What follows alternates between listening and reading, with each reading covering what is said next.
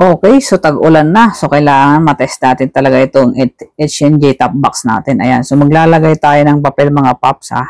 Okay, tingnan natin kung hindi papasukin ng tubig ang loob ng top box natin. Pero na-try ko na to kasi labas na ako bumiyahe, malakas yung ulan. So hindi naman nababasa yung mga gamit sa loob. So ngayon, papakita ko sa inyo Ayan, so bubuhusan natin ito ng tubig mga guys.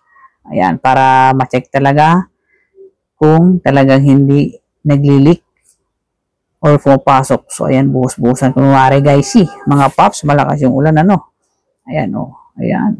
Diba? Kasi yung ibang top box kasi may nag-ano daw nagli-leak daw may pumapasok daw na tubig or moist. So, itong H&J top box natin na 45 liters, ayan. Okay, buhos-buhusan natin ang ganyan, diba?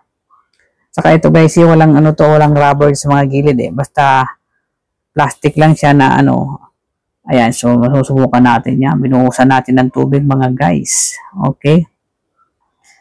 H&J top box. So ngayon, tingnan natin yung loob mga guys Ayan di ba?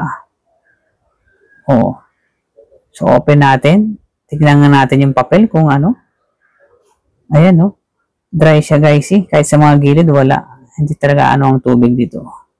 Ayan di ba? So okay to, itong H&J top box na to mga guys. Hard plastic siya, 45 liters goods na goods to mga pops. So ayan nandiyan na sa basket. Sa mga wala pang top box diyan. H&J top box 45 liters, hard plastic.